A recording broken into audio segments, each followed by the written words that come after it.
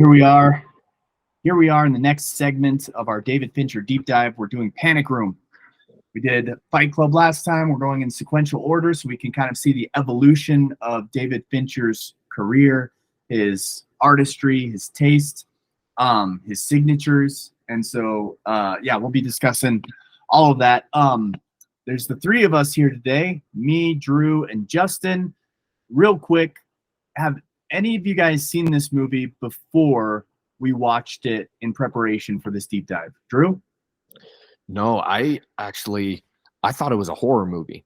I remember when the preview came out, and I remember that it looked scary, and then a couple of my friends told me that it was scary when they went and saw it, and so I've just kind of shied away from it since. And so this was my first viewing. Well, Drew, that doesn't make any sense. You are our token horror guy. No. I didn't become this way until the past couple of years. I've always been so scared of movies, and just recently. Well, even in the past couple of years, I'm surprised that you were so scared of Panic Room and never showed up on your radar again. I know. You would think it would be on top of the list because it imprinted obviously on me. Yeah, you love those horror movies. How about you, Justin? First time watching it? Yeah, the only thing that I could say is in doing other deep dives from other David Fincher movies up until now, it's been mentioned several times as his, like, not really a labor of love, but like his worst. It's not Aliens 3 bad, but it was 2 years of grueling. He talked about like 2 years of logistics, he calls it. Mm. And so like this one was his toughest movie to make. Interesting. And so then when we go through some of these things, you'll see why. Yeah, I was gonna say I feel like that shows. It was pretty obvious. What about you, Bo? Is this your first time seeing it? This is my first time seeing it, yeah. And I actually didn't know much about it. For some reason, I always got Panic Room and The Purge. I'd always mix those up in my mind for whatever reason. And I mean, there's a little bit of overlap, of course, so it's not too difficult to understand how I always got them mixed up in my mind. But yeah, whenever people said Panic Room, initially I would think Purge for some reason, and then I would have to manually think out of that and be like, oh, I've never seen I don't even know what Panic Room's about. I assume it's about a panic room. So this is the first impression for all of us. I'll go first, just in terms of just no analysis, no deep thinking, no digging through the layers, just first impact, first impression, watch the movie start to finish. Couple things stood out. One was when at the beginning, when it's doing the credits and it's showing the names of the actors right before it does, directed by David Fincher. And I was just kind of checking them off. I was like, oh, Jodie Foster's in this? Cool. Oh, Forrest Whitaker? That's awesome. And then I saw, Jared Leto. I was like, what? After Fight Club. I love when like directors find actors and actors find directors, and they kind of jive. They kind of like gel really well together. And it seems like after Fight Club, I don't know who I didn't do any research. I don't know if it was David Fincher that was like, Jared Leto, you had a very small part in Fight Club, but you killed it. I want you like to have a bigger part. Or if it was Jared Leto, like, you are a great director. Like, do you have any other future projects I'd love to be a part of? Whatever it is, I just love that kind of like synergy between actors and directors. But then I saw the name pop up, Dwight Yoakam. And I was like, isn't he a country singer? And so I had to pull up my phone real quick. Sure enough, country singer turned actor. And then when he showed up on the screen, even with his mask, I was like, he looks familiar.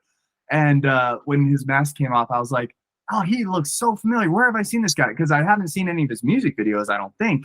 Because he was big in what, the 80s or 90s? Like 90s. Dwight Yoakam was big. And so it was killing me, and it was taking me out of the movie. So I had to pause really quick and like look up his IMDb. He's the guy at the beginning of Wedding Crashers who's going through a divorce, and the blonde lady's like, "You shut your mouth when you're talking to me." And you remember that scene? That was Dwight Yoakam. That was her husband was Dwight Yoakam, and so I was like, that's what. So anyway, scratch the itch. So that was kind of weird, right at the beginning. I was like, Dwight Yoakam, that's so strange. How did he land this role? And then, as the movie goes on, and we can get, deeper into this, but just again, super high level, I thought that the pacing was good. I was interested the entire time. Like even the first act of them just exploring the apartment and like the tension between Jodie Foster and Kristen Stewart. That's another one, the Twilight Girl's in there as like a little kid, which was really cool. And so like the tension, and I was into it. I was into their relationship. And then obviously, they get shown the panic room and you're like, okay, so this is going to be the plot, this is going to be part of the plot. And so then in the middle of the night, it's got kind of like that spooky, as people are breaking into the house thinking that it's empty. And so I don't know. I thought the pacing was really good. Like it kept me on the edge of my seat the entire time. There wasn't a boring part of the movie, in my opinion. And then, so the pacing was really good. And then the final thing I'll say is I love movie, like when I was a teenager, my favorite genre of movies was action. The more action, the better. I would have loved, like 15-year-old me, 16-year-old me would have loved Transformers, Fast and Furious, like all the garbage movies that I absolutely despise now. Those were my jam as a teenager.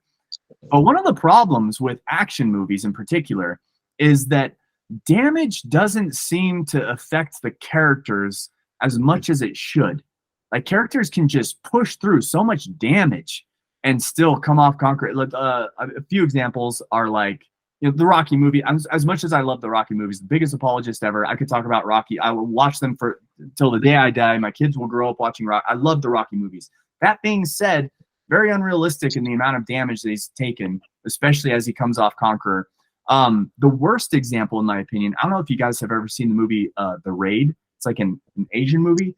Awesome action movie. I mean, it's just jam-packed, like rock'em sock'em martial arts, like stylized, choreographed to perfection. It's like a SWAT team, and so you got guns, you got martial arts, and this guy is just so good, and it's so fun to watch. But, and I think Drew, you and I talked about this when I watched The Raid like 10 years ago, whenever that was. It gets to a point where he keeps getting so beat up. In the whole movie, he's getting beat up, but he keeps conquering. And then the final boss, I don't remember if it's The Raid or The Raid 2 is one of them. The final boss, I mean, the boss is just kicking the crap out of it for probably literally like 8 to 10 minutes. Just the protagonist is just getting killed, in hand-to-hand combat. And then something happens where like his eyes squint open and he like musters up the courage and he like gets up one more time, and all of a sudden he gets like the second wind, and all of a sudden he's a better martial artist than he was before. And pick your Jean-Claude Van Damme movie. Like this is just the trope, of action movies. It's like the main protagonist gets beat to a bloody pulp and then somehow like gets stronger and better and more skilled and comes off conquered. What I love about Panic Room is it was more of like the Die Hard model, where it's just as the movie goes on, people are taking more damage and it's actually affecting their characters and it's actually affecting the plot, and it actually has meaning because people are literally getting hurt and dying and they're out of it. And this movie is such a tight package anyway, with like few actors. There's not a lot of fluff. Like it's very buttoned up, and only like a few actors are in the movie. And so when one of them dies or one of them gets seriously injured, it's impactful. It means something. And I really appreciated that. And the reason I compare it to Die Hard is because I feel like one thing that sets Die Hard apart from Rambo and, Commando and all the Schwarzenegger movies and all that stuff. I love that, what's his name? John McClane. I love that McClane, like he's in a wife beater, at the beginning of the movie, he's washing his face, his shirt is off, and he's barefoot because he wants to ground himself in the carpet. So then the whole rest of the movie, he's exposed. His shirt's off, his shoes are off, and when he finally he has to walk over glass and his feet get all cut up, and he's limping for the rest of the movie. And when he finally kills a bad guy and lifts up the shoe, he says something like, "Of course, the one guy I kill has the shoe size of my sister." And so the plot won't even give him armor to have shoes to wear. He still has to be barefoot and he's bleeding. And by the end of the movie, I mean, he's just bloody and smoky and just beat up, and he's been limping. What I love about Die Hard is that he takes damage and it shows, and you're with him along that journey. I thought this movie did that more particularly with the antagonists than the protagonists. But even Kristen Stewart, when she's when she needs her medicine, my toes were curling as hers were. I'm like, we got to get this girl some medicine. And when, the bad guy gets his hand slammed in the door, he's not coming back from that. His hand is busted from that moment to the rest of the movie. He is now handicapped. Jared Leto gets blasted in the head. He's not coming back. He was like one of the main characters. He gets blasted in the head 3/4 of the way through the movie. Like, I love when movies, like when the plot moves the movie along and like damage occurs and like things that are happening actually have meaning. That's all I'll say on like my first impression. We can go a little bit deeper later on, but Drew, what was your first impression as you were watching the movie? No, you said it. You said it really good. I felt the same way. I was like, yeah, everything was really tight knit. The only thing I didn't like about it was not the only thing, but like the biggest thing to me was the script. And it was like,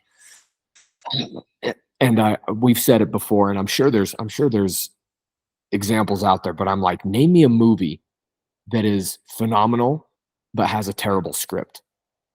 And like, there's not very many, none that I can really think. Maybe Attack of the Clones. That's a great example, dude. That's a great example. Yeah. It's a great movie, but yeah, boy, that dialogue was terrible. I guess how I should caveat it is it's rare, very rare. And so when I watch a movie and the script isn't like up to snuff, it really takes me out of it, and it makes me like drag my attention past that into the rest of the movie. But everything else was really like bundled up in a nice little package. I would never like run upstairs and tell my wife, you have to see this movie, it's an amazing movie, and watch it again immediately. But like I was entertained the whole time. I was having fun, and there were a few moments where I was like, okay, all right, a little bit of grace. I'll give them grace. And then but for the most part, yeah, I enjoyed it, but I like it's probably a one-time watch for me. Drew, what can you name specific examples? Excuse me. Can you name specific examples of where the script kind of fell flat for you? Yeah, unfortunately, it was a lot of Jared Leto's lines. He was just not a super believable psychopath like I wish he was. And that might be because I'm polluted with his more recent depictions of kind of a head case. And this one, I know he was kind of like a spoiled brat, but he knew that there was $22 million in there. And so I guess that was one of the big ones where he just a plot hole where he like conveniently forgot or didn't check up on a couple things, and it's $22 million in there. Like, I felt like I was like, for $22 million, I feel like it was a little sloppy. And maybe that was like the gimmick, but I don't see the point of making that a gimmick. I don't feel like it helped the story that he didn't think it through. That's interesting. I got the impression, and maybe I missed something, so Justin, maybe you want to chime in, but I got the impression that Jared Leto's character said it was $4 million at first, right? And then it ended up being 22 or 3 million, was it? 3. Okay. So yeah, 3 million at first, and then it ended up being, what did you say, 22 million? 22 million, yeah. I got the impression that Jared Leto's character didn't know that there was 22 million, that he actually thought it was 3 million. And then the other bad guys were like shocked when they saw, when Forrest Whitaker's like this is 22 million. Like they were like, so was there something to indicate before Jared Leto's character died that he knew and he just wasn't telling? Or because I thought he was just misinformed. Oh, it was that whole scene, unless I'm mistaken. It was the whole scene when they were down there and he was like, I'm done. I'm out of here. I don't want to be part of this anymore. He's like, I'll just split my, what is it, 900 grand with 8 other people. And that's when they were all like, whoa, hold on. And they were like, you lied to us. It's more than what you're saying. And that's when he was like, what? I didn't say that. No, I thought that him and Forrest Whitaker knew that there was 4 million. And then he told Dwight Yoakam, 3 million. And then he told Dwight Yoakam that he's like, I'll give you 100 grand if you help us with this heist. And then with the dialogue, that's when Dwight Yoakam's character started getting like a little bit more bullyish, because he's like, there's a lot more money here than you were leading on. And so he's like, fine, we'll split it 3 ways. And he's like, 2 ways, or whatever that dialogue was. It was again, I think that he was just dangling the carrot for Dwight Yoakam, being like 100 grand. And then as they were dialoguing and as like problems kept presenting themselves, Dwight Yoakam's character found out, oh, there's multiple millions. I want a bigger cut. And let's get this guy out of it so we can just split 50-50. That's the impression that I got. Not that Jared Leto's character knew that there was 22 million and he was keeping that hidden. So Justin, what are Drew and I missing here?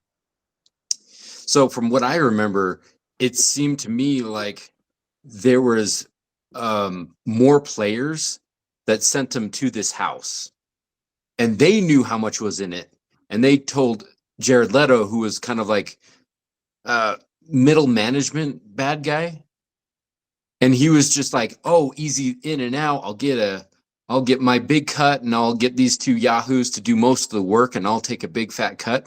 And then when he found that the going gets tough, the tough get going, and he wasn't tough, and he realized that he wasn't tough, and that's when he left, is because he's like, oh, this is getting too much for me. I didn't sign up for this. But that last, it is very convoluted. I don't know if he knew if there was more than 3 million or not, but it did seem like he knew that there was more than the 3 million he was telling everybody else. So he told him 3 million, and then him and Forrest Whitaker had that conversation, and then in the stairwell, Dwight told Jared Leto, I want more than 100 grand. I want a third of whatever's in there. And then he said, okay. And so they were each getting $1 million, and they referenced, oh, we're each going to get $1 million. But then when right before Jared Leto was leaving, in the downstairs lobby area, he was like flustered and ready to go. And that's when he was like, I'll just take my inheritance. And he was like, 900 grand. And like, he was doing the math of his inheritance. And that's when Forrest Whitaker stopped and was like, whoa, what did you just say? How much did you say you just got? Divided by 12 people, because that was how many people were in the family. And then he was like, what? No. And he started backpedaling. And then, and that's when he shot him. Bam. Interesting. Okay. Yeah. Okay. So he was like a nephew that was going to inherit part of this. He wanted to take it all, and that's how he knew about it. Right. Yeah. This is the problem with having one view on this movie. Yeah. Yeah. Absolutely. And go ahead, Drew. I was just going to say, and then it was reiterated with Forrest Whitaker or Dwight. I can't remember who said it, but they were like, they didn't think that we were going to like, or they said it to Jared Leto. He was like, what, you just didn't think we were going to notice when we get in there that there's more than 3 million? And so, like, again, they kind of did like a weird callback to his stupidity. Which I was like, like, I get that was kind of the role he was playing, but there's very easy things. For example, the very first, I might be biased towards this, but when he was like, oh no, escrow closes in 2 weeks because it's business days. And I'm like, no, that is such an easy answer to get by calling a realtor and saying, how long is inspection period, or how long is escrows? Is it business day? Like, well, maybe he just didn't, but I'm like, that's for that much money. I feel like a phone call would be an easy solve to that. And that's me being really nitpicky about that one point, but that's just that's one in particular that I remember that bothered me. I think that goes against his character though. Like, he thought he knew everything, but he was a bumbling idiot for most of the movie, but he acted tough. And so that to me was him. He was the smooth talker to get people to do what he wanted them to do, but he was only so good at it. And that I felt was a lie when he's like, it's business days. But I was like, I could see right through that lie. Mm. Yeah, and to just be an apologist for a moment, like, just because the crime involves millions of dollars doesn't mean that you have a $1 million caliber criminal. Think about like what's that movie with The Rock and Marky Mark that's directed by Michael Bay? Pain and Gain. Yeah, Pain and Gain. Based on a true story, but that's a great example of a bunch of bumbling idiots committing a really like high crime that's worth a lot of money. And so it is, it is within the realm of possibility. As a matter of fact, I would lean into it's more possible. I mean, this movie wasn't supposed to be Ocean's 11 or Italian Job, where it's like a bunch of professionals. Like, they were supposed to be like frantic, nail-biting, bumbling idiots that were desperate for money because they're like blue-collar workers or whatever. You know, they're like low on the social totem pole. I'm one of them. You know, as you were just saying, escrow, come on, you could call a realtor. I wouldn't think of that. I feel like I'm a pretty normal person. You're in real estate, so that's always on your mind. But I'm a normal person. When I heard that, I didn't think anything of it. Like a normal person probably would believe that, you know, the escrow isn't open for. And you could say like, yeah, but you need to do your homework. I mean, this is a big heist. Why didn't you think of that? Well, some people are just dumb. You know? Well, this is the brilliance of David Fincher. All right, so I'm starting to get a feel for him. This is what we call organic storytelling, right? Where you have Forrest Whitaker's character, he thinks it's just, I'm going to help this guy. I'm going to make a cool million in a night by drilling some holes. It's going to be super easy. And Jared Leto's like dancing to the house going, I'm going to get my money. I'm going to get my money. And as soon as they get there, all their plans go to crap. And then Raul shows up. And then Forrest Whitaker's like, oh my gosh, this is not what I signed up for. And all three of them are out of their element already. And then you see this organic, like they are competent burglars. They're not the best, but they're competent. They're not the bumbling idiots. I would call them like you. They're laymans. They're using their head, mostly Forrest Whitaker. But Jared Leto's trying to keep them together. And when they hear people walking around, they're like, we can still do this, right? We can still do this, right? And they're still trying to solve all the problems. And then the first problem, because, you know, in a second viewing, I would be like, well, why didn't you just go to the panic room? You know, you had two people going after one, just get in the panic room, get that secured. But the whole thing was they're thinking, don't have her call the cops. And then he also forgot how to cut the phone line. Remember, he's like, you did cut the phone line, right? No, you know, and he screwed that up. So they're compelling villains, but they're not the best. They're not Ocean's 11, like you said. And so the whole movie makes sense because they have to go from one to the next. And I remember it was about halfway through, I'm like, man, there's a whole lot of movie left, and it doesn't seem like there's much left to do. They're in the room, and they just wait it out. But just the next steps. That was really progressive. Yeah, that was one thing I did appreciate, is that, like Bo said at the beginning, I was never bored, and I kept thinking, like we can just wait till morning. Like it was, what was it, like 3 in the morning when she woke up or something, or maybe it was 1. And I was like, or something, 1:30 something, and I was like, oh, like you can just wait in there, no problem. But David Fincher did a good job of being creative and like keeping the necessity to either be out or in, or something being contained in there. Her being sick, and the flame part, and so I was impressed, because when I was going into it, I was like, I really thought there was going to be a lot more movie outside the panic room, because I didn't know how he was going to be able to create an entire movie in a panic room. And so I agree. Yeah. And also, now that I'm remembering, Jared Leto was a crackhead. Like he had that. Oh yeah, he had a crack pipe. And so he was smoking it and stuff. So yeah, he was just that justifies it for me a lot, thinking, oh, he's an addict. So he's not thinking. He's just like, give me my money so that I can be high forever. And then so that makes a lot of sense. Well, one thing I was surprised when you said, because I was looking for an example of bad writing, and you used Jared Leto's character, because I didn't notice, like I didn't think he was cringe at all. I really enjoyed his character. All 3 villains I thought were just, the fact that the villains had so much character development was like, brutal. I love that. I love that, like they had equal screen time as the people you're rooting for. That's like pretty unique.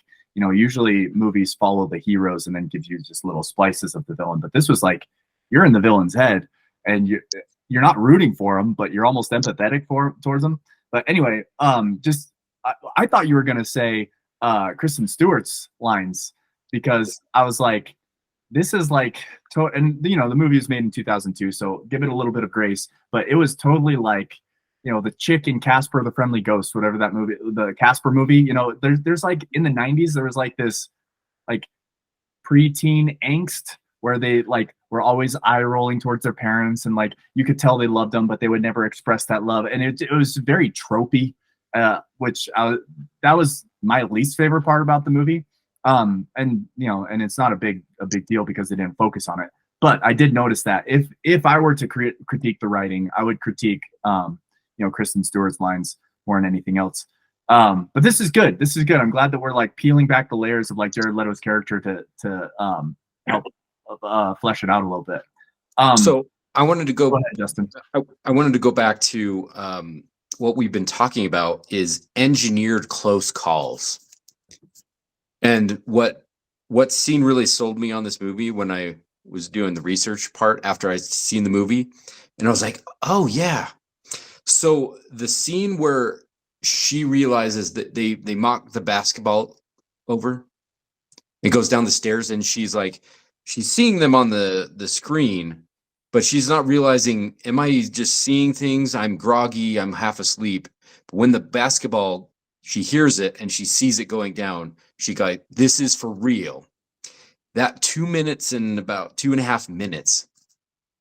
Listen to this. 94 shots. 73 different camera setups. And what they would do is the set would be, every wall could be removed in the set. So they built this 4-story house and they could remove walls. And so they're putting walls back for this camera and they're removing it so that they can put the camera there. And so if you look at this just 2.5 minutes setup, they set up everything so that if the main protagonist would go from right to left, then the bad guy would be from left to right, and then the good guys would be from right to left, and they would move, and then you would see them through the cracks in the door, and they set up all these angles so that no matter where you were at, you were seeing the good guys or the bad guys' perspective of the other person as they were running. And it was all done in real time as possible, like 24. So like this whole movie actually takes place almost like 24 events occur in real time. So that chase scene in that 2.5 minutes, you're seeing all angles of that house, and all of that is done so precisely, including the 8 cameras. He's like, David Fincher said, I never recommend anybody ever doing security cameras in their movie ever, because they had to shoot those separately as well. And because the lighting, they had to turn off all the lighting because it would screw up the security cameras. So they had to shoot all of these scenes like thousands of times, like this whole thing, 94 different shots for a 2.5 minute sequence. That's incredible, man. I read in IMDb trivia that it was also I read that they like built this set, and that once the project was greenlit, David Fincher apparently just like he kept getting more and more ideas, and so it got more and more complicated, and he just wanted to like build out the entire set. Like apparently that wasn't in the plans originally, and he like the more he thought about it, the more he was reviewing the script and like game planning it, the more he's like, we got to do this. So that's really cool. That's cool trivia. Also, something that I learned was that this movie was shot sequentially, which I love when directors do that. Not that I can really tell when they don't. I mean, sometimes it's obvious if a movie really feels disjointed and like being pulled different directions and has multiple directors. I don't like that at all. And some directors are so skilled that they can film, the third act first and the first act second and the second, they can, and then they can splice it together later on. Say that again, Drew. Lord of the Rings. Yeah, right. All 3 movies at the same time. But the fact that he does it in sequentially and because I don't know, and I feel like that does a favor for the actors as well, because they can just their character, if they're in the character, they can evolve as the story's moving, instead Yeah. of Forrest Whitaker being like, or Dwight Yoakam, a better example, you know, first day on the set, hey, you're getting your arm smashed in the door, so like be super distressed and you're really pissed off at these ladies that have been hiding in the, like, you read the script, right? You know what emotion you're supposed to be feeling, as opposed to doing it that way. Like, he starts off calm and they're filming him in a ski mask of like things are going right, and then gradually as things get more and more wrong, he can, like, his character, I don't know, I just feel like as an actor he can just embody that more if it's in chronological order. And the fact that David Fincher did it in this movie, I think maybe adds a little bit more to what we were saying about like the villain's character development, and just like, I don't know, it just felt really organic. That's what I like about this movie. It didn't feel like a movie. Didn't, like, there was no special effects, or no CG, I should say. There is CG though. When they go through the fan, that feather, they use CG a lot of the time to transition. Oh, that's another thing I was gonna say. Yeah, obviously CG when it looks cartoony. What I found interesting is he did that a few times in this movie, where like the camera's going and then it kind of turns cartoony because CG wasn't that good in 2002. But what's interesting is that's how Fight Club opened. So I wonder if like David Fincher was just like really interested in like merging animation with like whatever, you know, the cutting edge technology was of the day, of like, because, you know, the beginning of Fight Club is going through his brain and then it eventually pops out of his head. And so he kind of did the same thing with this one. I wonder if like technology got better and he's like, oh, it's even better now. Let's do it 4 times instead of just once. Yeah, and you know, in 2020 hindsight, now that we're in 2024, it still looks really crappy. But I did notice that. Yeah. One of the things that I was going to mention is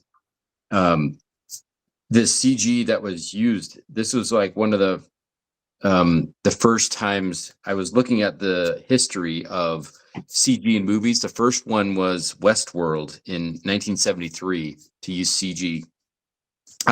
Not practical CG, Right. but like computer assisted.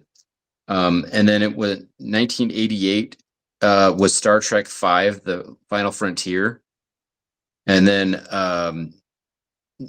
1989, The Abyss used gaming software for the CG. And then 1993, Clear and Present Danger. This is where we're getting more and more pre-visualization tactics, where you're taking what is the movie going to look like in scope and size and your shots before you actually get on set. And so it's interesting that in the 2000s was the first time that smaller and medium-sized film companies could use it, because it was now affordable for all instead of just the big studios. And What so about- David Fincher was able to use that because at that time he could actually use it himself without having to spend or get gobs of money to do it. What about Star Wars? That's 1979, right? 77. 77. And because obviously there are set pieces of like the models of like the X-wing fighters and the, you know, the Death Star. This was all of mine were pre-visualization. That was the history of pre-visualization. Oh, what do you mean by pre-visualization? yeah. If it's not visualized, then what is it? So it's like taking it used to be artists would render a picture, like Ralph McQuarrie for Star Wars. He would just show you a picture of Hoth, but it was just a picture. Now you're actually taking a camera in computer and you're going, this is the lens and this is the house, and you're going around the house. We're going to have the shot, and then you can have these stick figures coming out in CG. And so you're building the shot in a computer to see what's working and what's not working. Oh, Pre-visualization. Pre-vis is what they call it. Okay.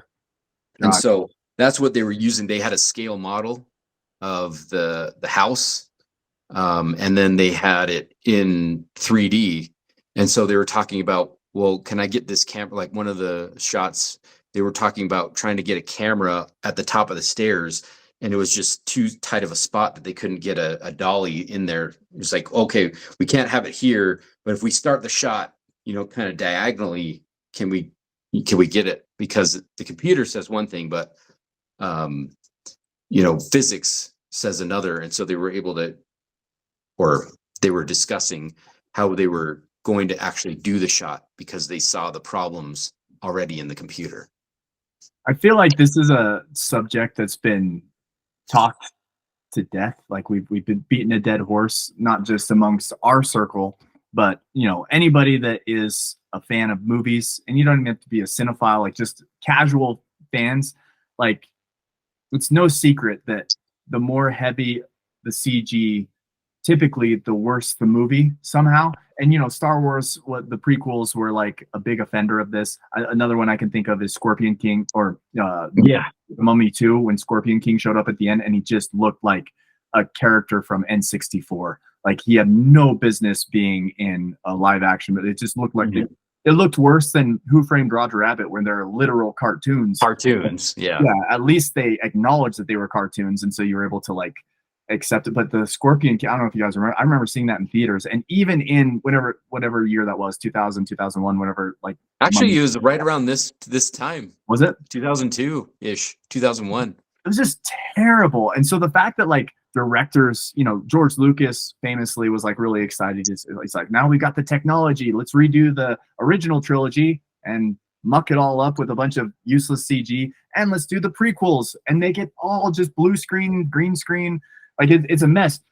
Coming back to Panic Room, the reason I said he didn't use CG, setting aside like those obvious cartoonish shots, the reason I say it is because I read it in IMDb that like David Fincher specifically wanted like the minimal amount of CG for special effects. He wanted practical effects. He wanted literal set pieces. He wanted it to feel real. He actually had the Panic Room built. The reason I point that out is because it just that makes for such a good movie. Like when the characters are looking at each other and there's not a bright blue background, when they're like interacting, when they're actually in a house and they're like trying to run, like again, actors are professional actors, and I believe that like people like Forrest Whitaker could do Jared Leto could do an excellent job no matter what situation they're put in. As an audience member, you can feel it. The energy is different, and it's like tangible. And I really appreciated about this. This movie was like a character piece, and like you guys already mentioned, I was wondering how are you going to fill a 2-hour movie with a panic room? Like, can't you just stay home? And so all the other elements, and you guys already mentioned this, the insulin, her cell phone, and then the bad guys get locked in there with the daughter. What a twist, when they're in there with her daughter, like all these strings that, and you can't give David Fincher all the credit because there was a writer who wrote the script and who wrote the screenplay. But man, it was just like, I loved how they leverage all those different variables to make a panic room an actual legitimate plot device. It was great. I loved David Fincher talking about how fast that they could run, and he would actually, so that scene I was talking to you about, the 94 shots, they put boxes because they're still moving in front of the door. He would have reached them and that panic room sooner if that hadn't happened. All of these things happened so that it would be engineered that the door would close precisely when he arrived, and you could see the shadow of him on the door as it closed, because they were timing it precisely in real time, all these events. And so like they knew where Jared Leto had to be, and he couldn't be any faster or slower. They knew how, all these things were timed perfectly. And he would talk about, we give like Rambo has infinite ammo, because he never runs out of ammo. You never see him reload. Right. The attention to detail on this, especially in those scenes where how much time does it take them to go up the stairs, down the stairs, was thought about when they're going up and down the elevators. Like they actually timed it, and they had to know. And like when he's pulling on the door and you see them going down, that was really cool. Yeah. and all those things. But his line of sight when he's pulling on that door, the next shot that they shot later on, he's in the exact same position, and it's just a different camera. So they knew where they were, and they had to remember that. And that's why they had to, I think, do the whole movie shot for shot in sequence, because it was all planned, one shot at a time. That's It's so just, cool. Like, can you and that's why imagine? it took so long. Yeah, I was gonna say, can you imagine the amount of preparation that took and the amount of time it took, and then the actors, like you were saying about Jared Leto having to run the perfect speed. Like, I mean, all of it, just like the the movie making magic is all here in this movie, in my opinion. What you said just reminded me of a trivia point that I read. The shot of Sarah's medical bag sliding along the floor outside the panic room took 103 takes. Now, I would think on take like 21, I'd be like, does anybody have like fishing line? Can we just pull the bag to where it needs to be? Like, why does it, why does it have to be like so organic? But again, that's what I appreciated about it, is that like it didn't look fake. I feel like even on a subconscious level, even if you don't, even if it doesn't register, if it's being pulled on like a fishing line, like a invisible string, I feel like subconsciously it's just less legit than somebody like tossing the bag and it landing perfectly. Drew, what was your favorite scene in this movie, or your favorite part, or your favorite section of the movie? Oh man, my favorite scenes in the movie. Well, two things before you move on from that is one, I just wanted to reiterate, I love how none of it felt planned. Like we talk about it all the time in fighting movies where there's always somebody in the background with their fist up, waiting their turn and go, and then they get beat up, and then it's their turn to be.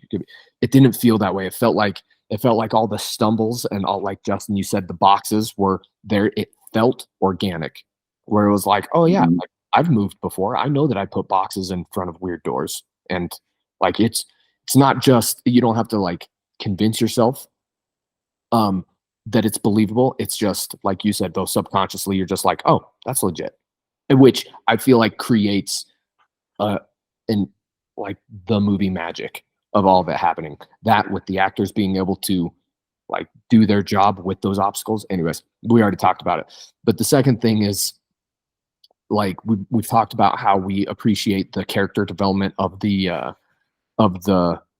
bad guys, of the villains. But there's one character that I personally just did not care about at all, and it was the dad. Like, I feel like that movie could have been done without the dad there, and he kind of showed up to be. That was like the only time that I felt like they were forcing a story, like a limb of a storyline on me, and they're like, "Here's the dad, and he's going to get beat up. Think about him, and now they have to come save him, and they're going to use him as leverage as well." The whole time I was like, I mean, I don't want to be heartless, like he's still the dad, but like once he was beat up, once his role was done, I'm like, oh, I don't care. Like they kept going back to him in little snippets, and I kept going, no one cares about the dad. Let's like find something else to show me. I don't know. Did you guys feel that way about the dad? Did you feel like his role was? Yeah, it seemed like he left them for another girl, and that was on the phone, Right. He So seems to like, be more of a bad so guy than he's the the bad guy. deadbeat dad that comes back to help, but you're like, yeah, but you're the douche.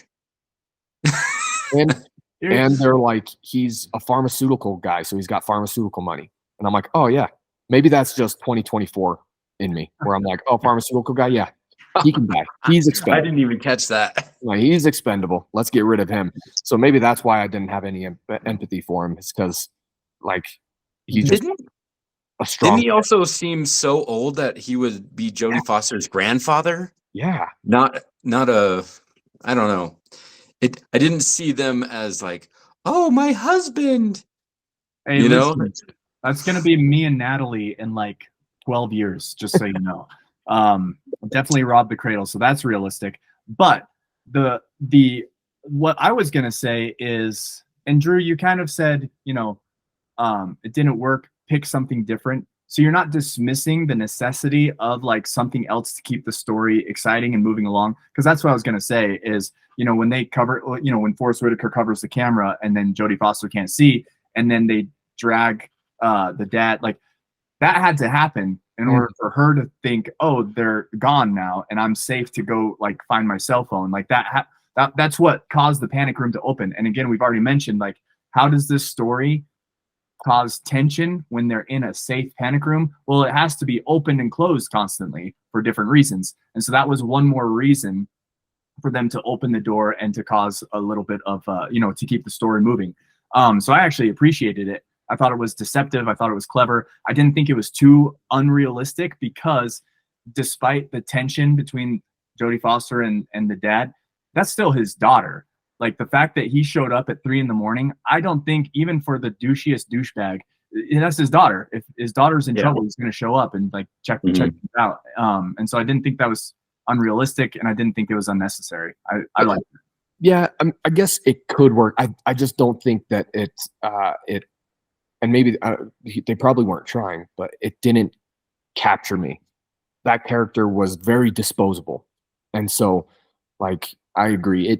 They needed something like that, and I can't think of anything better. And thinking about it in like a screenplay, that works. Like think about reading it on pages like that. That makes total sense, and that's a great another plot line that you can follow. But I just don't think that they spent the time, effort, and care on that character in order for us to really feel one way or another on him. I think that he needed to be more sympathetic, and that is a better casting. Honestly, I'm sorry, whoever that was, he did his job well. But like, think of it if it was Brad Pitt, okay, or Kevin Spacey. Who else shows up in his movies like unexpectedly? Like, if you put a character there that everybody knows, you don't care about the deadbeat dad. But if it's an actor that everybody knows that cares about, then you care about that character a lot more. And it's kind of like less of a forced, you don't have to do as much work. Yeah, because he looked like a grandfather. I didn't ever buy that this was the daughter. He has a 13-year-old. He's 65 and he has a 13-year-old daughter. No, it just did not work for me. But if they had a like somebody handsome, that was looking kind of douche, had like really good hair that was getting messed up instead of like, I don't know. To me, that would have sold it a lot better. Yeah, I'm thinking like you hit the nail on the head. I think it was just casting, and then I don't know if it might have been cut out, but when they were beating him, like I've seen a lot worse movies with a lot better beating scenes. Like the guy was just taking it, not putting up a fight. I mean, like they tied him, but he wasn't like calling out for help. If he's just this disposable character that that they drew him to be a deadbeat father, and they drew him to be kind of this character that maybe purposefully we're not supposed to care about that much, but just use him as a plot device to get into the panic room. Like, I don't know how much time and energy you want to spend on him, but to make it like believable, he's already this like weenie of a man.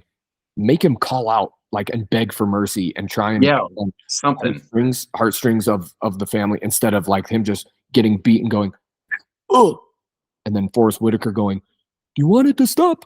Open the door, and all right, I'm gonna be an apologist again. And we don't know too much about this character other than he's a douchey guy that left his wife and his daughter for a younger woman or whatever, and that's the tension there.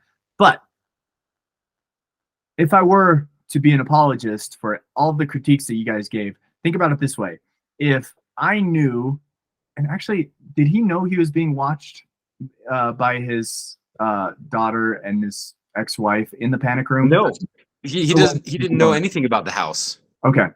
So, yeah. Okay. So assuming he doesn't know anything about the house, but he knows that his ex-wife and his daughter are somewhere in that house and they're in danger because now he's getting beat up by these guys. Again, this might be a stretch, but just hear me out. If I was a dad, and let's just say that I was like a douchebag, like even if I was like the worst, left my No, wife. it's not hard. It's not hard to imagine. Yeah. Just use Sorry. use a tiny use just a tiny bit of imagination for that part. But then, as I'm imagining that, I'm thinking, if I had a daughter, which I don't have a daughter, but I've got a son. But even then, I feel like a daughter would make this even more poignant.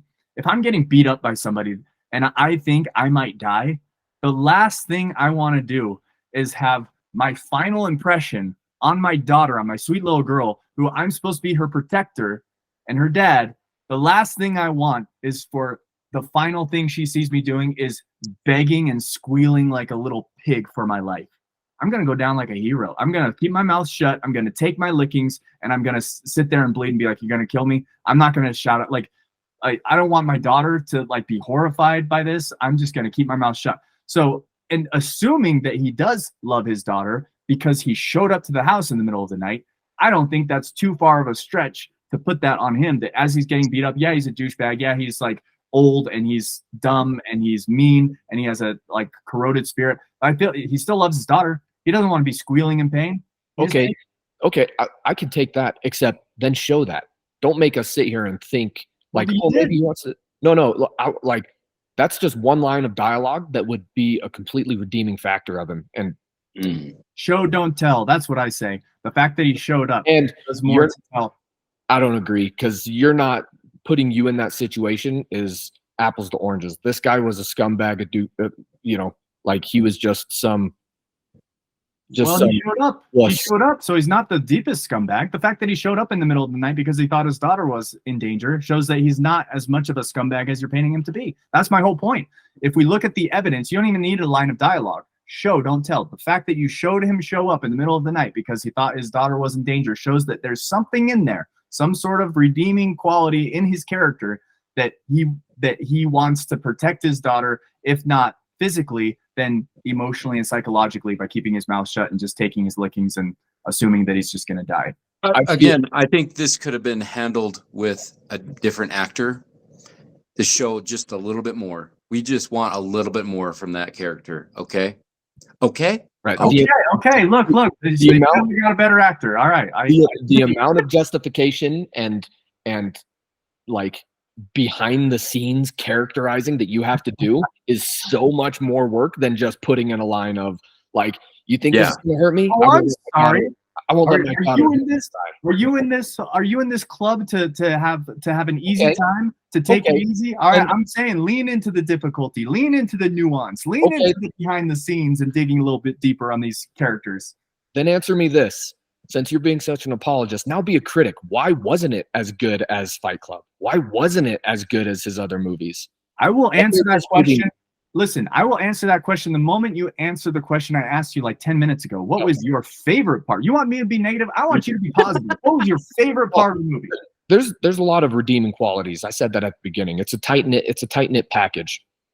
For sure. I just feel like if we're nitpicking David Fincher like we should be and like we have been doing, he doesn't get passes when there's holes. But to answer your question, what's my favorite part of this movie? My favorite part of this movie was I'm not an engineer. I don't understand that stuff, but I appreciated how it made sense. The airflow, I appreciated like the light in the tiny little flap. I really appreciated the little details that he put in there that for like real cynics, real critics of his work, they like right now, somebody that's critiquing it, what I have to go for is like stuff that doesn't really matter. Stuff that like he's like, oh yeah, I didn't put that in there because it doesn't really matter. Like that's not the point. My story isn't about the dad. My story is about the family. And so whether or not he was a good dad, bad dad, that's not the point. I just need him there. I need him to get beat up. I need that to be shown so that we can use him there and there. But the little details where he's like, this matters, it shows. It shows in it. And there were there were like the way he was able to roller coaster you, where when they're in the panic room, you felt safe. And then they kept trying to get in, and you started feeling a little wheezy, and you're like, okay, there's no way they're going to get in this time. But when she had to open the door, your toes curl, and like you sit at the edge of your seat, and you're like, I know she gets back in, but maybe not. Maybe this is the time. No, it's too early in the movie. They have to be in it. Well, but maybe I'm like, I haven't seen any previews. I have no idea what this movie. The way they were able to do that and keep that suspense and that tension, I think that's my favorite part of the. I think that's my favorite part of the movie. How tight knit it is with the little details to make it make sense, and then how to make a thriller out of that kind of set design and that kind of story. I thought that was impressive. You just reminded me of something else that I really loved, and that is we've already talked about how the character development of the villains was stronger than most movies that you get. But at the same time, what's interesting about that, even if you're a little bit sympathetic, especially towards like Forrest Whitaker's character, like he's just in over his head, and he's the least violent, and as Dwight Yoakam's like beating the husband, he's the one like doing this at the camera, like, can we stop? Like, I didn't come here for violence. I came here to like drill into a safe and get money. And so you're sympathetic towards the villains a little bit, because you're following them. And I love that like the story follows so closely and builds those characters. But even then, even knowing the villains as much as we know them, like one of them's an idiot, one of them means well, but is not violent, but he just wants to get in and get out. And then one of them's a complete psychopath. And so then, like what Drew said, when the panic room opens, for some reason, even though I know the villains as much as we're supposed to know them as audience members, and we're like almost comfortable with them, the fact that I still get nervous when that door opens, that's brilliant storytelling. That's like an incredible way, like movie making, because he lets you in to the bad guys. He lets you, like, he opens their heart and lets you in as an audience member, but you're still scared of them. I really like that. I thought that was so cool. So anyway, what you just said, Drew, reminded me of that. And I would just say, I already said my critique. My critique is that Kristen Stewart, the daughter, she was just a little bit too tropey. And I was going to say stereotypical, but it's not even stereotypical of like real life. It's like a movie trope. And it's like, David Fincher, you're better than that. You're better than movie tropes. Like, give her some unique, original qualities or something. But she was just like every other daughter in a 90s movie, give or take a few nuances here and there. It was just existing. Yeah. She was there to get her mom to swear. Yeah. But what was your favorite part of the movie? Was there a part that stood out that you were like, that allowed you? I think everything changed with this one scene is when she's had the wine. She can't sleep. She's in a new house for the first time. She wakes up because she's got to pee. And then as the camera shifts and her head, and then you see that silhouette of Forrest Whitaker behind him. Like, from that point on, the movie changed from, okay, this is the setup, to it's go time. And so I would say from that moment on till kind of like where the blue flames happen, that was the most intense for me.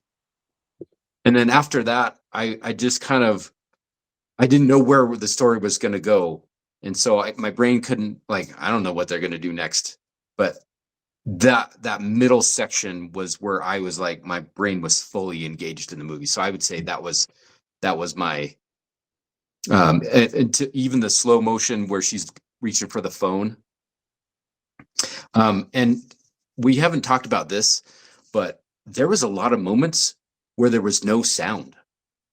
There might have been, tension and music, but they're doing this because you have the camera only. They can't talk back, so they have to do more acting and gestures. And then there was that whole slow-mo silent scene where she's trying to get the phone, where they're yelling and they're arguing, but it's all quiet and slow motion. And it was like, it was a really cool scene because you didn't expect it in a thriller. unique way to use it's it. like implied audio where like she silently kicks the lamp and you see it falling, and then the next thing you see is Forrest Whitaker looking back as if he heard something, and you didn't have to hear it, and you're just sitting there gripping the seat, and you're like, "Time to go," as you know. So yeah, he did such a good job at that. What you just reminded me of, and I didn't really think about it until just now. I'm shocked at how long they were in the house with the sleeping women before the sleeping women realized they were in the house. Like usually in movies, like in movie scenes, like not movies like this, but just movie scenes in general, when a burglar like picks the lock and opens it, usually like somebody in the house, their eyes shoot open. You know, like it's usually pretty good. But we marinated for like 7 or 8 minutes of them being in the house and like game planning as Jodie Foster was asleep and her daughter was asleep. Like that was intense. Now that I'm thinking about it, like I was very on the edge of my seat. I'm like, wake up, wake up, wake up. Like there are people in your house. And like you can see them on the cameras behind Jodie Foster and she's not noticing like the tension, like the way that he was able to build that tension with like a thriller, like that's like picture perfect thriller, you know? That's like what you want in a thriller is for the protagonist to not see the danger that you see as an audience member and then linger in it. It was so good. What were you going to say, Drew? That was gonna lead me into a question I had for you guys, which was going to be, after watching all of these David Fincher movies, where did you see his signature? And I feel like that was one of them. The way he can build tension, and we've seen it in his other movies, and I feel like that was that David Fincher's signature of, let's put them in the house and they're going to sit there and argue for 10 minutes. And that's realistic, especially in a big house like that. Like, I feel like if you looked at like the police logs, I feel like of people breaking in and killing the residents, I feel like most of them would say, yeah, they got all the way to the bedroom before they knew that that was happening, whether it be a picked lock or just an unlocked door. Like burglars are quiet. When they go into the house, they don't want to make noise. And David Fincher capitalized on that, I feel like. And it was amazing. So I would say that, and then it was raining the whole time. Again, David Fincher. I felt like I couldn't get dry. That's low hanging fruit, Drew. The raining thing. That's why I said it second. Like the tinted yellow, filter. Low hanging fruit. That's why I said it second. I just had to put it out there, make sure that you guys knew that we were all on the same page. But when it comes to David Fincher signatures, besides those two, did you see any others? No, I mean just atmosphere, and again that's kind of low hanging fruit too. But he's able to like build atmosphere really well. Like something that most people who watch the movie Seven say is that the city that they were in, whatever city that was, it's a character in the movie. And it's just the way he's able to just leverage atmosphere. And I think in this movie, he did the same. I mean, it's raining outside, it's dark outside, and it's dry inside, but you don't feel safe anywhere. That reminds me, I think my favorite part of the movie, I don't know, might be my favorite part. It's up there. But the police interaction with Jodie Foster, I love when movies, I love movie scenes where the cops give your character a way out. And it's a little bit dangerous, but any person in their right mind would be like, these are the police. They're going to help. If I just wink or blink or give them some sort of signal, they can go get backup and help. I love when movies don't let the characters do that, where she just says with a straight face, everything's fine, you need to leave. And she starts like badgering the cops a little bit. They can tell something's wrong, but she just won't give them anything. It's kind of like that scene in Drew, what's Marty Bird, Ozark. It's kind of like the scene in the first episode of the first season of Ozark when he is withdrawing all this money from his bank account and the FBI agents show up and they like hold a note and say like, are you in danger? Like blink twice. Are you wired? And he has an out. Like that's his escape hatch, but he still stays in character within the character, of course. And he's just like, I can take out all this money and swim in it naked for all you care. Like, I don't have to tell you why I'm withdrawing this. And he like sticks to the script. I love when movies do that because it keeps the story going and it keeps the story super, like, it keeps you engaged. It'd be too easy. I don't want to derail too much, but one movie that did this really well when a cop showed up and everybody like took that out and like latched onto it, and you're like any normal person would. So the opposite of what Jodie Foster did in this movie. A really good example of that is in the menu. Drew, remember when the Coast Guard guy came and like everybody's like, we're in danger, he's killing us and all this stuff. And then it turns out, and you're like, oh, that's what any normal person would do. They take the out, they see an opportunity and they take it. And then the menu was clever enough to, flip that on its head, which genius, movie making there. Because usually movies don't have the protagonist take either somebody's in danger, and so if they reveal to the cops, that person will die, so they don't, whatever the case might be. I love when movies do that, and I felt like this movie, that scene with the cops, again, tension was high, stakes were super high, and it would have been so easy for her to just out the bad guys, but her daughter was in danger, and so she didn't. I love that. I thought that was a great element of the story.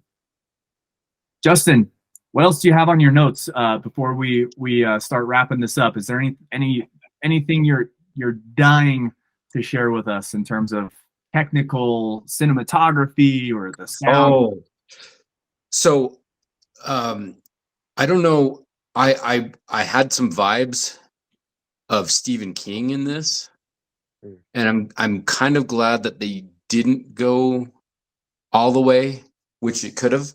So he could have made this super dark, and I was worried for a moment because Seven is so dark and Fight Club is so fat, all these things. I was like, ooh, that's gonna be grim at the end here.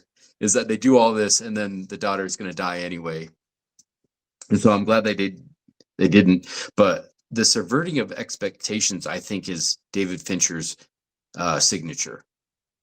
Because that's a good I'm one. thinking like when we're critiquing this movie, we wanted them to say, well, the cop is going to give him an out, like, hey, blink your eyes, and like, oh, here it is, this is it, I think she's gonna do it, and she doesn't, and you're surprised at that.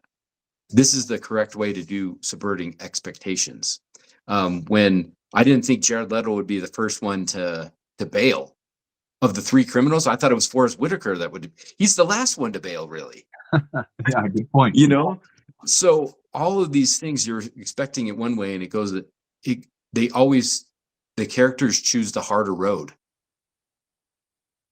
Love that. Yeah. Good guy or bad guy. Yeah, I think that's a really good point. Drew, anything you'd like to add to that? No, I agree with that completely. I feel like David Fincher is really finding his stride after Fight Club, or Seven, and then Fight Club, and then I feel like he's finding his stride, like his lane, really well, and I'm excited to kind of see where they're going. But something that, don't let me forget, something that I want to do at the end is I want to make a list of all the David Fincher movies. I don't know how many. Do you know how many there are? 12. 12. So plus the short story. We'll just do 12. 13. The movies. So if we did 12, remind me for the last episode is pick 6, kill 6. So we all have to pick if David Fincher stopped making movies and we were going into a bunker and we were only allowed to bring 6 of David Fincher's movies, which ones would we bring? And I don't know, we haven't seen them all yet, but I'm curious to see if Panic Room makes the list. It's close because only one sitting. If you watch it again, you watch the scenes where they're on the 3 stairs and the camera's panning up, down, and all of it. It is well crafted. It is well crafted. Although he did say, this is his movie, not a film. Film makes you think, ponder, and all that stuff. That's Fight Club. He's like, I don't know. I was just trying to make a movie about 2 girls that got trapped in a panic room and three criminals trying to get them. It's like a blurb on the news that you hear. He's like, I was just trying to make a movie. What's cool about this, and again, we're kind of beating a dead horse here. So at the risk of being repetitive, the simplicity of this movie, the lack of CG, the lack of like huge, panoramic scenery and a bunch of extras everywhere, like muddling up scenery, like the fact that it's just in this house with, what do we have? Like 6 characters. Yeah, 6 characters, right? And for 2 hours, like I feel like I've told Drew this before. I feel like the best representation of like a low budget, very intriguing story is the first Saw movie. Have you ever seen that, Justin, by chance? Yeah. Mm-hmm. Yeah, it's brilliant. It's just the 2 people chained to a wall and that dead person in the middle of the floor. And for 2 hours or however long the movie is, you're just there. You don't go anywhere else. That's the whole movie. But the psychology, the dialogue, the writing, the acting of what was that actor's name? It's the Man in Black in Princess Bride, whatever his name. Like Carl Eulis. It's a weird name. It's like Yivit Yins. I don't remember. But in that first Saw movie, it was like that's like a budget of probably less than, if you don't take the actors' salaries into account, it's probably like the budget is probably less than 10 grand. Like it was so, but you're captivated. And the obvious the obvious takeaway from the first Saw movie is how the 2 characters like start out one way, and then by the end of the movie they both inverted their personality traits. Like the person who was calm, cool, and collected is now going crazy, and the other person who was crazy is trying to calm him down. Like it's brilliant storytelling, and it just goes to show that you don't need a Marvel studio, Michael Bay with all the explosions and CG. Like if you just have good actors and a good script and a good screenplay, you get a movie and a good deadbeat dad. Yeah, right. But I'm just gonna say, like, I think this one's keep not kill for me. And again, we'll have this discussion at the end. But I would say that this is more rewatchable than The Game. Yeah, I was even gonna though say The Game seems like very well crafted, it's not a rewatchable as this is. Well, I would say it's rewatchable in the same way that like Sixth Sense is rewatchable, where you want to go back and like check on all the clues and like make sure that everything's correct. But in terms of just the story. But so far, the only movie I haven't liked was Alien 3. All of the others, I've been pleasantly, and this is my first time watching The Game. It's my first time watching Panic Room, so these are first for me. And I already like them better than Zodiac, which I've seen before. And we'll spoiler, that's for next time. I know. We'll get into that. I won't say anything else. But so far, I've been pleasantly surprised at these movies. I was like, I've seen the good ones, and so the ones I haven't seen, I probably haven't seen for a reason. I kind of had that, and maybe that's why I liked them, because my expectations were so low, and so like when they're actually decent, I'm like blown away. I'm like, these are actually really good movies. But yeah, really good point, Justin, about like David Fincher. He's like, this isn't a film, this isn't a picture, this is just a movie. But his skills made it on par with a film or a picture or any other fancy term that Hollywood elites use. I really liked it. So that's kind of my final takeaway, and I'll let you guys kind of have your final words as well. My final takeaway is this movie was just buttoned up. The pacing was good, the acting was good, the screenplay was good, the fact that it was shot in chronological order, the fact that like the cinematography was so creative. And you highlighted elements of that, Justin, which I didn't even notice. Again, I feel like it would be worth a rewatch, just for those reasons alone. But anyway, I give it like I don't know, 7 out of 10. Like, good film. I'm 7.5, 8 out of 10. There you go. I could be on board. I could be convinced to give it an 8, probably. At the beginning of this, I was pretty convinced that I was like, it's just kind of a meh movie. But that's what I love about talking about it, is it brings to light things that I did see them, but for some reason, whatever mood I was in, or whatever state of mind I was in when watching, now it's clear that I missed a few things that I should have appreciated, which is great, because if you rewind the tapes, I'm like, this is like a one and done for me. And now I'm like, I do want to go back and watch the set pieces and like see how they film around the set and how difficult it would be to use the security cameras. I don't think I'm going to like the dad anymore, but I might be wrong. True. I didn't convince you. Come on, man. I was really trying there for a second. Almost. I don't know, man. It just didn't hit home for me. But the rest of the movie, after talking about it, I'm like, I feel like it's worth a rewatch. I feel like it's worth it's still there's so many other movies that I could name that are so much worse than this one. Not that I was coming into this thinking that, but like yeah, I'm interested to watch the other ones. So last time I watched Zodiac, it was like on TV. That I've seen it in like a sit down scenario, but the last time I watched it was on TV and it was like chopped up, and you guys know how that goes, how movies go when you're watching it like that. So I'm excited to watch it with this critical eye and try and piece it together, because I didn't really know or appreciate David Fincher's style anytime I've watched Zodiac in the past. And so this will be fun. Next time. And it'll be my first time again for every movie except for Benjamin Button. Oh, see, Benjamin Button is one I've seen in pieces, and so I'm excited to watch that one in like a whole story, because I've seen it chopped up too much. Yeah, me too. I haven't seen Benjamin Button. I have seen Zodiac. I have seen Social Network. A lot of people think The Social Network is David Fincher's greatest movie, and I could see that. Wait, Justin, have you seen The Social Network? No. Oh, dude. So I'm saying I've been, the only one I've actually seen was Alien 3.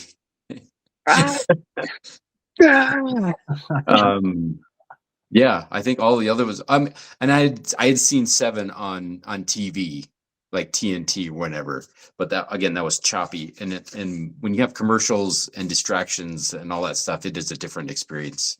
Man, we were so deprived as kids, all these commercials and ugh. But as a final thought, I'm just gonna Forrest Whitaker and say I'm out. I love it. Drew, anything else before we wrap? Nope. Justin said it best right then. That's a good way to end it. Absolutely. Well, thanks for joining, guys. This was fun. It was fun dissecting. I'm with Drew. Like, talking about it just makes me want to watch it even more. Makes me appreciate it even more. So this is super fun. So next time we're doing David Fincher deep dive, Zodiac. Stay tuned. I'm super excited. Sounds good. We'll see you later, boys.